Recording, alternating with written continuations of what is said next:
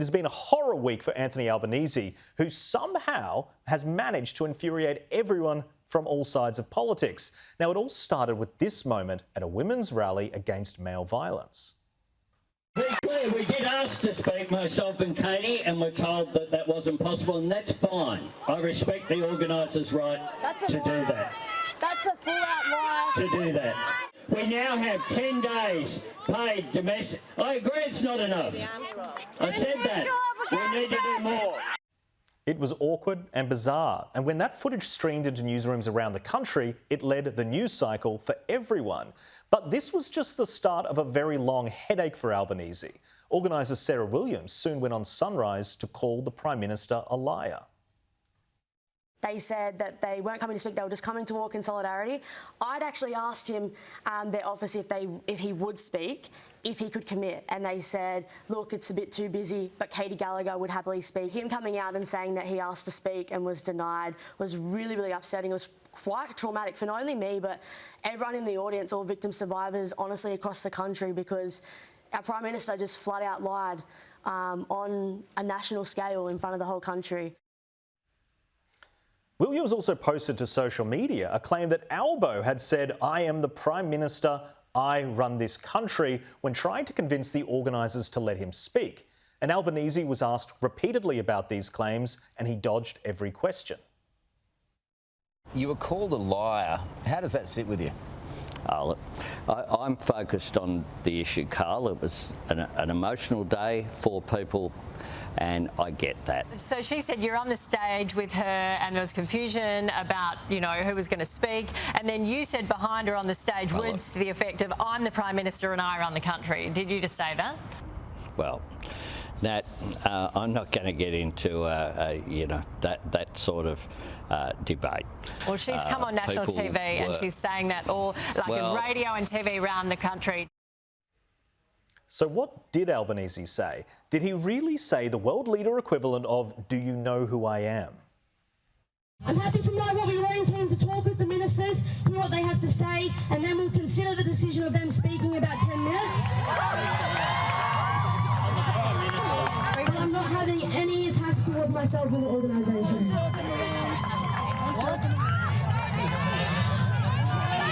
Speaking or not speaking? To be clear, we did ask to speak, myself and Katie, and we're told that that wasn't possible, and that's fine. I respect the organisers' right to do that. That's a full-out lie. To do that. We're here today to demand that governments of all levels must do better, including my own, including every state and territory government. Now, it seems that Williams may have been partially wrong, as I couldn't hear the words, "I run this country," but he definitely stared at the organiser and said, "I am the Prime Minister," while making the point that he should be allowed to speak. Now, the condemnation from those who are all typically allies of Albanese has been swift and hilarious, like this from The Guardian's Amy Ramikas, who thought this should be a wake-up call to her peers. "General reminder," she says, "politicians are not your friends and should be held to account and criticised when they fall short. Doing so is not an endorsement of anyone else or another party. You should want your politicians to learn to be better and work towards solutions." Now, the fact that she felt that she needed to say that is very telling. And on the ABC, this opinion piece was published by Annabelle Crabb. Albanese was so desperate to prove he cares about gendered violence, he forgot one thing. If you're a proper leader, it's not about you. The footage of Anthony Albanese attempting to cope with the febrile environment outside Parliament House on Sunday's domestic violence rally is nearly unwatchable. Now, it may be unwatchable for Albo's disappointed allies, but I imagine many coalition staffers put the moment on loop in their offices. Well, joining me on the show this week is the Australian Sophie Ellsworth and Nova Radio's Michelle Stevenson. Michelle, the very start of this story, before we knew all the backstory, even just that one moment where he was picking a fight with an organiser. Even just at the very beginning, that was a misstep. I mean, elbow, elbow, elbow. What can I say about this? Everything about it is wrong. I mean, this is performative politics. He went there to kind of show solidarity, and what he did was he actually ostracised himself from the cause.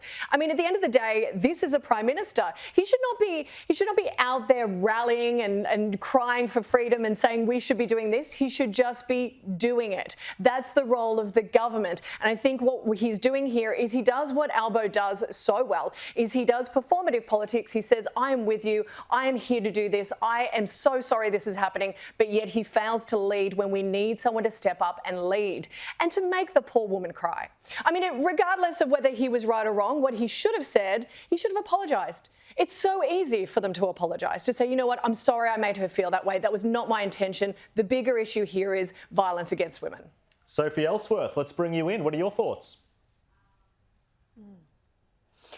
Well, Jack, the concern here is when politicians put themselves in these scenarios where they cannot control what is going on. Now, this was obviously a live event unfolding that was not held by the government. They decided to participate in it, so they can't really control it. And this is where things can go bad and go bad very quickly. And that, to me, was a PR disaster. Whatever the case, whoever decided who could speak, who couldn't speak, what was agreed, what wasn't, that was a disaster because that clip went viral and went on every news bulletin, every news outlet. But what is interesting here, Jack, is the left have had to call this out by the Prime Minister because it's there right before their eyes. But I wonder, would we have seen far more extensive coverage if this was a Liberal Prime Minister, if this was Scott Morrison, if this was Tony Abbott? I think the outrage would have been far greater on this matter. I couldn't agree more, and that was the point of me reading out the Amy Ramika's tweet, because the fact that she has to say, hang on guys, we should be criticising him, yes, she's doing that because people are not criticising him because they're running a bit of a protection racket. Yeah, and what was interesting on X is we saw this kind of fold out over the days after this. We saw people from the left be swift in their in the way they went against Albo, but then they kind of watered it down. They watered down their apologies. I know Kathy Wilcox, who does a cartoon, she took her cartoon down and said she was wrong to be so swift in judgment. And I think we saw this with a few people from the left. Mike Carlton was particularly scathing of the woman who was orchestrating this whole event. And I think at the end of the day, when you've got men on the left who are criticising a woman who is, you know, of an Indigenous background, has, you know, been the product of violence, and you've got them criticising her because they hold Albo to an exceptionally high standard, I think that's where we have a real problem. Yeah, I agree. Well said.